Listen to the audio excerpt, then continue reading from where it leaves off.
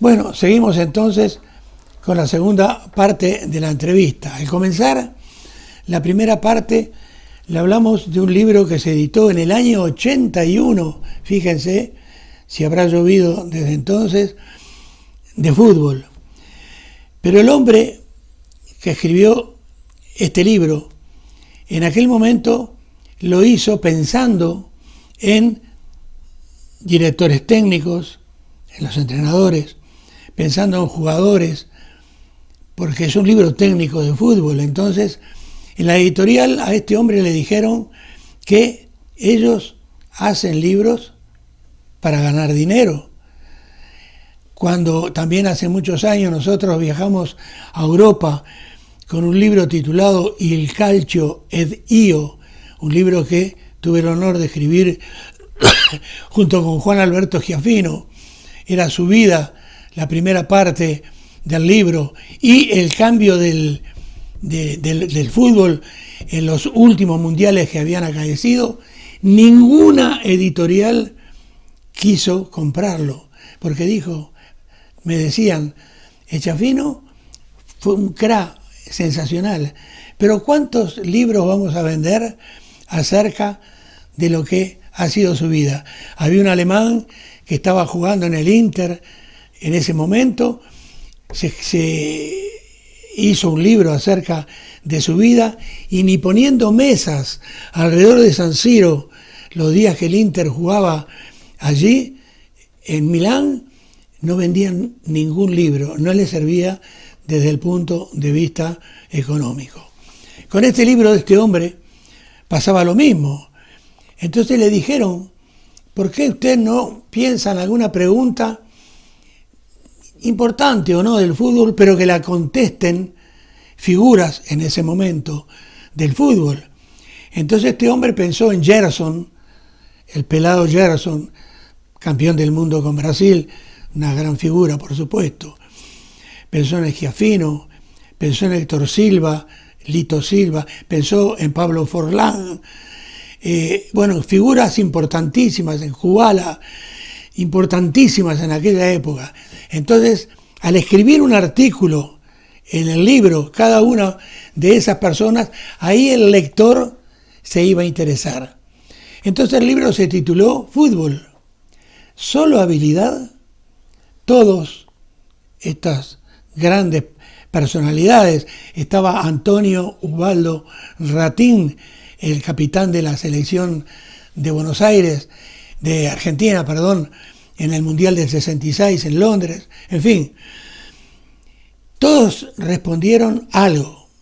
Yo quiero que Juan nos diga si fútbol es solo habilidad.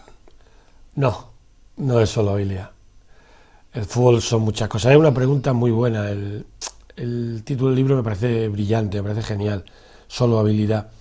Habría que matizar significado de habilidad y cómo lo podemos adaptar al fútbol. Lo que hablábamos anteriormente con el tema del talento.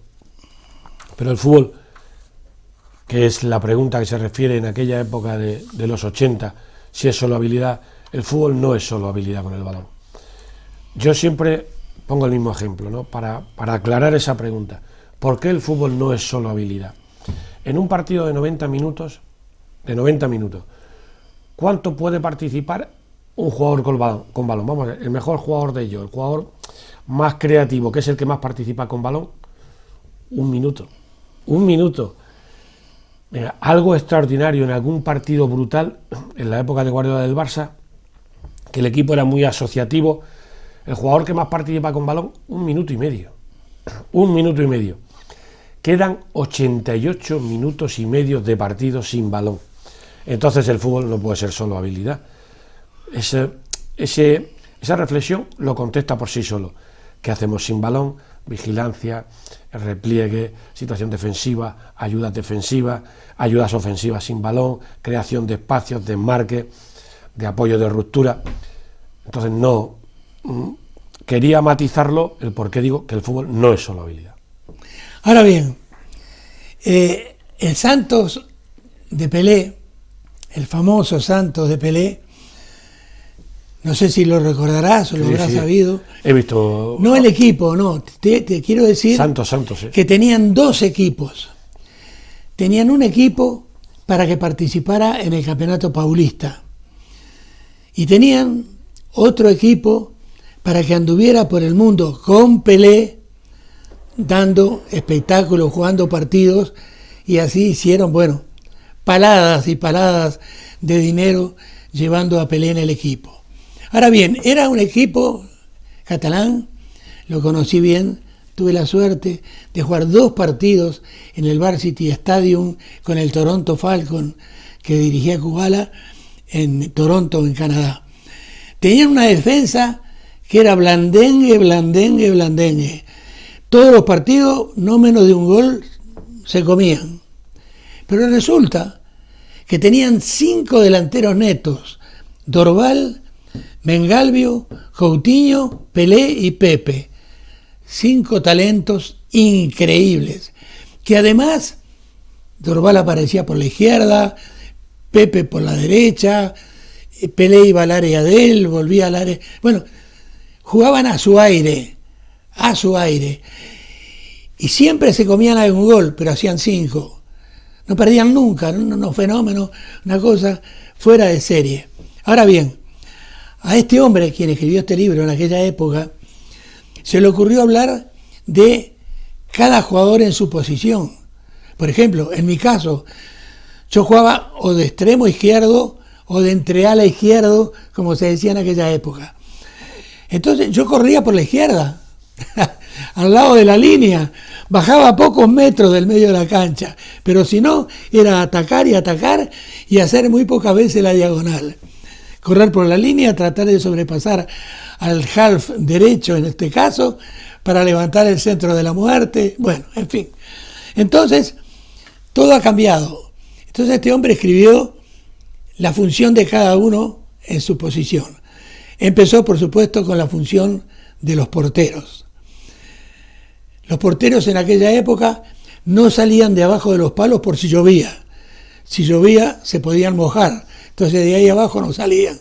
Entonces, la función de los porteros que este hombre imaginó o que existía en aquellos momentos, ¿cómo es en la actualidad? Bueno, todo esto es que ha evolucionado de forma brutal. En el caso de los porteros, ahora al portero se le exige habilidad en los pies a la hora de salir de balón. Bueno, y era una cosa lógica. Un día se le ocurre a un entrenador decir, bueno, es que yo con el portero puedo generar superioridad numérica en salida de balón, porque se la doy al lateral, si mi portero va bien con los pies, siempre pueden jugar con él. Oye, y así fue. Y uno de los pioneros fue Rinus Michels.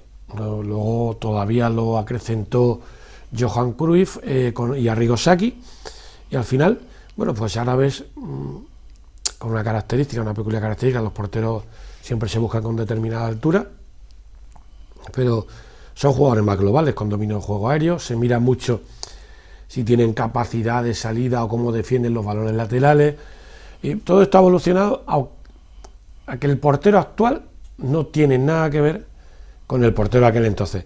A ver, si la gente tira de hemeroteca, en 1960, no estamos hablando tampoco sobre 1960, todavía los porteros se tiraban de panza, como decíamos, ¿no? Era muy difícil. Sin embargo, ya a partir de los 70 cambian los porteros. La aparición de Mayer, el portero alemán, de John Block, el portero holandés. Empieza a cambiar todo un poco. Que además en aquella época se decía que los porteros europeos eran mejores que los sudamericanos. Y es verdad que tuvo una etapa que costaba encontrar un portero sudamericano. Bueno, yo recuerdo, sin ánimo de ofender, ¿no?, cuando hablábamos del Loco Gatti.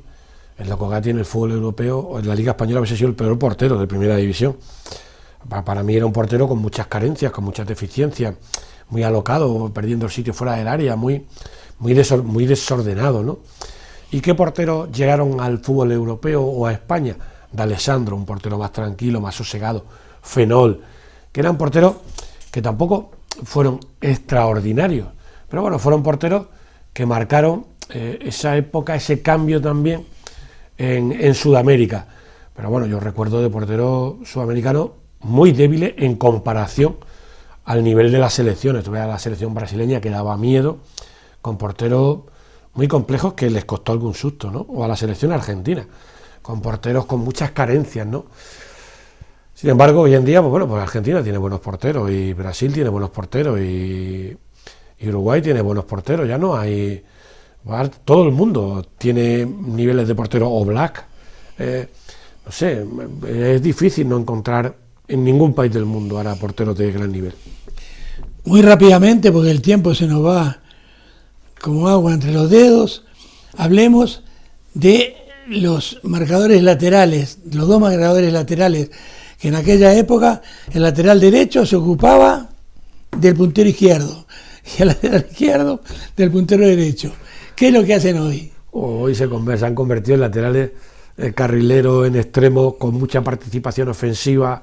Se buscan laterales que tengan mucho recorrido, que tengan talento, que tengan calidad en el pase, que tengan calidad asociativa. Ha cambiado. El jugador ahora, el lateral es mucho más dinámico y no solo defiende. O sea, es verdad que muchos dicen, no, es que los laterales antes defendían mejor. Bueno, no, es que eso no hacían otra cosa que dar patadas, ¿no? Y raramente encontraba jugadores con talento, excepto sobre todo en Brasil, que existía ya esa cultura de ese lateral con talento. Estamos hablando de Carlos Alberto, aquel lateral capitán de la selección brasileña, muy bueno. Argentina empezó a sacar laterales también con presencia ofensiva, como Tarantini, como otros jugadores con más talento, y empezaron a cambiar el mundo del fútbol. Y aquí la gran aparición de Maldini, ese lateral izquierdo profundo con talento defensivo. Camacho tuvo ahí, también era un jugador que llegaba a línea de fondo, y ahí empezó a evolucionar. Hoy en día no tiene nada que ver el lateral de entonces con el de ahora. Me quedo con el de ahora, ¿eh? Bueno, en lo que se refiere a los marcadores centrales, hoy en día mucha gente dice, le dio un ataque de Beckenbauer. ¿Por qué? Bueno, hoy en día yo estoy convencido de que muchos centrales que en aquel entonces jugaban en primera división, hoy no serían jugadores de primera división, no podrían jugar en primera división, salvo que hubiesen evolucionado en talento, ¿no?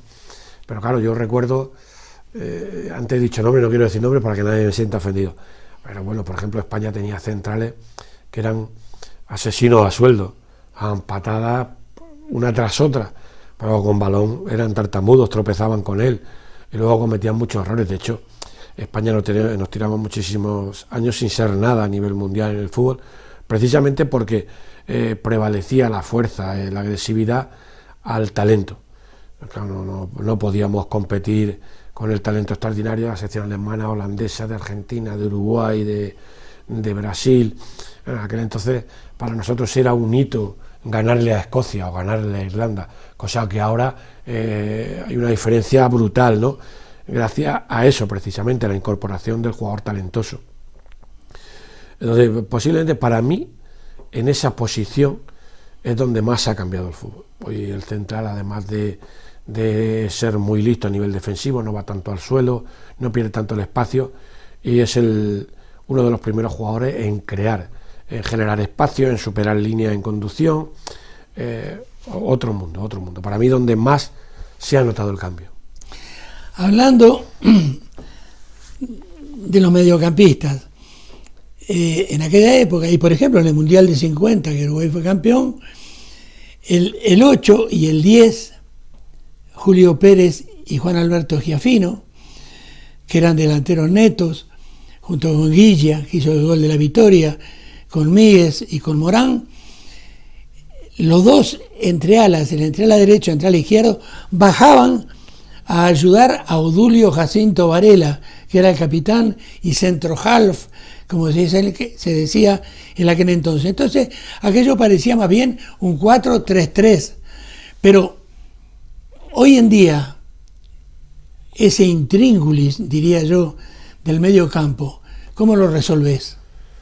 Hombre, hoy en día, a ver, en aquel entonces, por ejemplo, existía mucho el medio centro defensivo y el medio centro ofensivo, que solo pasaba. Entonces, en aquel fútbol, el medio centro normalmente, una de las cosas que más nos gustaba o más admirábamos era esa capacidad de desplazamiento largo.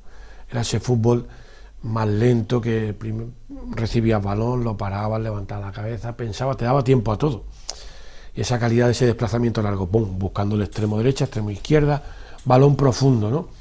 Hoy en día el medio centro es más asociativo. Hay jugadores con esa capacidad de desplazamiento, pero ya más es una labor de los centrales, el que tiene esa calidad en desplazamiento. El medio centro, al final, trata de superar líneas en asociativo, en dinámico, jugando más en espacios reducidos, en espacios cortos, con la presión encima, con el contrario encima. Ha cambiado también mucho, pero sigue prevaleciendo el talento ofensivo, es decir, a ver, aquí hablamos de Casemiro o de Busquets, pero los jugadores que admiramos son los Modric o los Toni Kroos. ¿Qué hizo que el fútbol evolucionara? Pues primero, que pasásemos a esa línea de 4 defensivos, donde fue pionera la selección uruguaya, que ya de forma con movimiento en aquel entonces que parecían raros, había un medio centro que se convertía casi en central para ayudar defensivamente y para la salida de balón. Y hoy en día, pues bueno, pues ya juegas con ese 4-4-2, con 2 centrales, incluso hay equipos que juegan con 3 centrales y 2 carrileros, y ya tiene esa incorporación del central en la creación del juego. Y esos medios centros, que uno suele ser más con carácter defensivo y otro con más que define. Y creo que ahí se nota menos el cambio posicional, pero sí la forma de jugar. Últimas 2 preguntas entonces, porque estamos bastante cerca de las cosas que tenés que hacer, que son muchas durante el día, sobre todo para tu queridísimo Villarreal. Los delanteros netos, la gente dice que son los más perjudicados porque por lo general tienen que jugar de espalda al arco, o sea que tienen la cancha al revés. ¿Cómo tiene que ser la función del delantero neto para que llegue a ese último pase de la gallina al gallinero? Hubo una época que primaba el delantero referencia, los Müller, ¿cómo se llamaba? Rubens, aquel alemán, Kini, Carlos Alonso Santillana, Gárate. Eran delanteros que con aquellos extremos muy abiertos ya eran grandes cabeceadores y grandes remateadores, ¿no? Era ese tipo de delantero, los delanteros ingleses triunfaban mucho, entonces como Gary Lineker, como Huger, porque eran delanteros muy rematadores. Hoy en día, luego evolucionó a ese jugador asociativo, muy dinámico, que juega entre líneas, a los Raúl, a los Villa, a Marco Van Basten, a esos delanteros más dinámicos con mucho talento, los Romario, los Ronaldo Nazario, para mí el mejor delantero de la historia, un futbolista brillante. Ese jugador que aportaba más al juego, capaz de llegar a banda, de hacer diagonales y de tener más registros, que también hicieron cambiar esa imagen. Sin embargo, está pasando algo en el fútbol actual, Milton. Se está reincorporando el delantero referencia. El jugar ahora mucho con ese 4-4-2, con ese 4-2-3-1, con jugadores muy ofensivos, está haciendo aparecer ese jugador de área.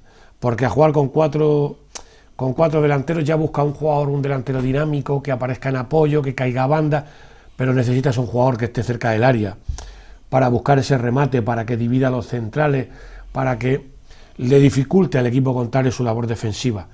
Y fíjate que extraordinario.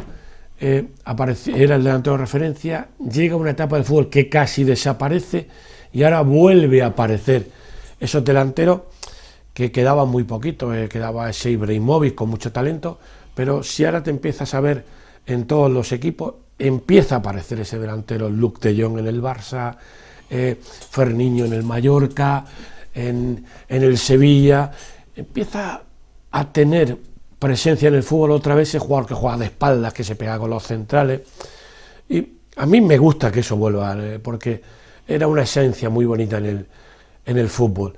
Ese gol de cabeza que prácticamente estaba perdiendo, o que era cosa de los centrales a balón parado, está volviendo a aparecer y me parece una aportación que vuelve a evolucionar en el fútbol.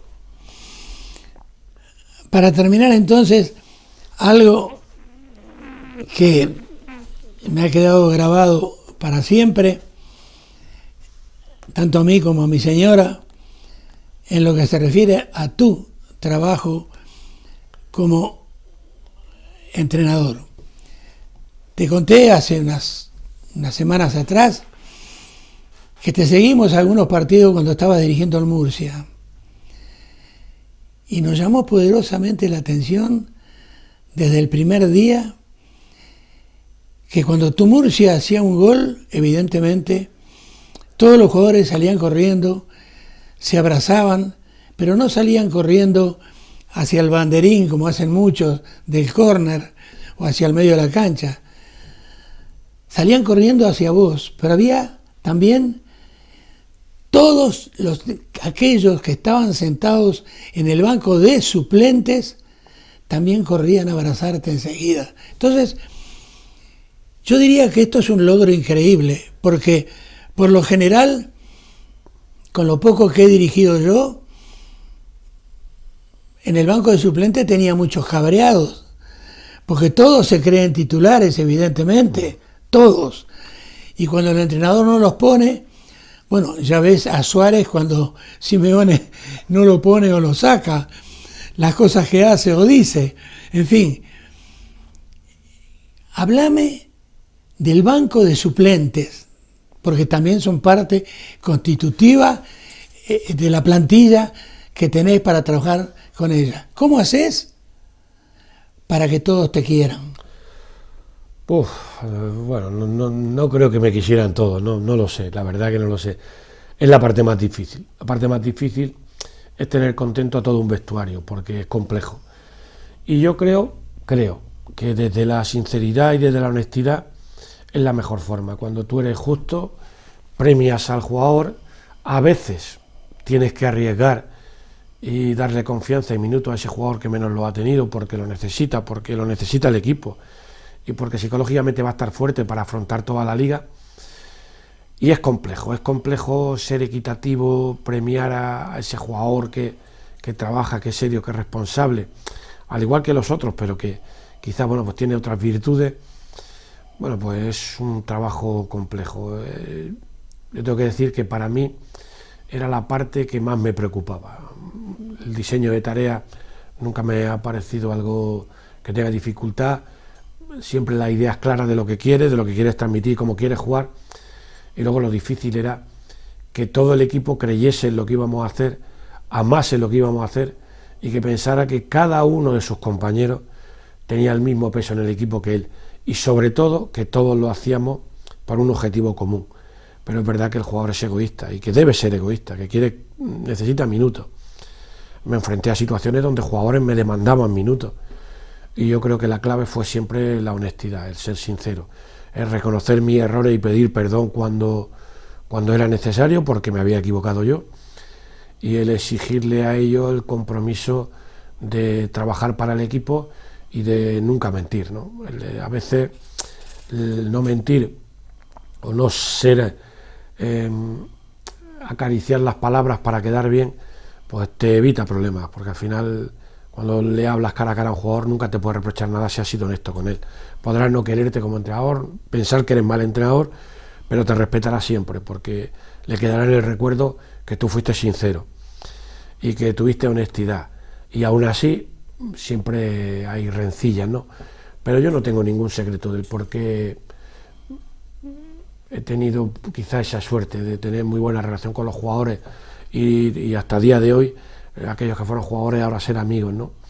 No sé, creo que hay que ser como uno es el día a día y comportarte como debe ser, ¿no? A veces que hablamos como decimos que la honestidad, la sinceridad y la humildad son virtudes. Yo no lo considero virtudes, es que hay que ser así. Es que yo creo que eso es una obligación, el ser honesto, ¿no?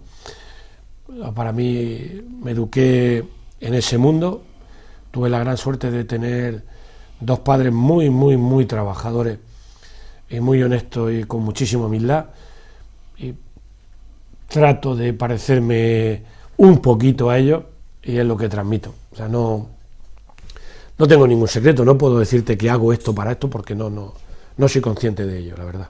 Muy bien, muchísimas gracias. Sabés que dentro de no mucho tiempo te volveré a molestar para que sigas enseñándole a la gente todo esto. Yo quería hacer un inciso, Sí, Milton, antes que te despida. Primero el libro, ese libro que habla fútbol y hace la pregunta, ¿solo habilidad? el autor de ese libro es él, Milton Trinidad. Yo les aconsejo una cosa, yo lo he leído, creo que es importantísimo que esa bibliografía nunca se pierda, porque soy de las personas que cree que nunca hay que olvidar el pasado, porque lo que hoy tenemos, lo que hoy está construido, esos son los cimientos, de ahí viene el fútbol actual. Entonces, para mí creo que es fundamental e importantísimo leer esa bibliografía para saber y ser consciente hasta dónde ha llegado el fútbol y cómo sigue evolucionando. Es decir, por aclararlo, cómo, dónde y por qué. Ese libro te lleva a esas tres preguntas y te lleva a entender el fútbol actual.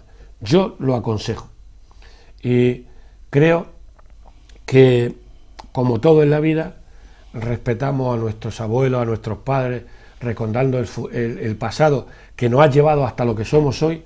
Pues pasa exactamente igual con ese libro. Ese libro, para los que amamos el fútbol, es un placer sacar información de él. Por lo tanto, muchas gracias por prestármelo, Milton, y creo que fue una aportación al fútbol importantísima. Muchas gracias a ti. Él sabe que estamos tratando, un amigo nuestro que está en los Estados Unidos de hace 40 años, está tratando de hacerle la traducción al inglés, pero al mismo tiempo hay que, como dicen los italianos, ayornarlo, traerlo al mundo actual. Y le hemos pedido precisamente a Juan que nos ayude entonces con sus ideas, con todo lo que pueda enriquecer lo que tiene este humilde libro. Lo que sí, él ha dejado bien claro que el fútbol no es solo talento, no es solo habilidad. La prueba está en dos jugadores que vinieron de Sudamérica a grandes equipos de aquí de Europa.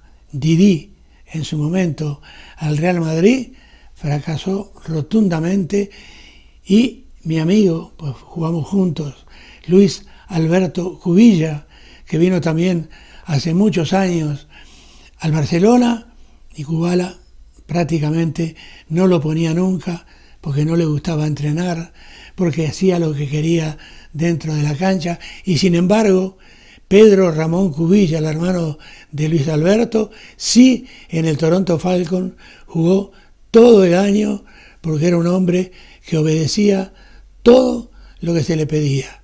Pues bien, esperemos que el futuro nos depare que este libro pueda ser finalmente traducido al inglés y vendido allí en la tierra de los norteamericanos.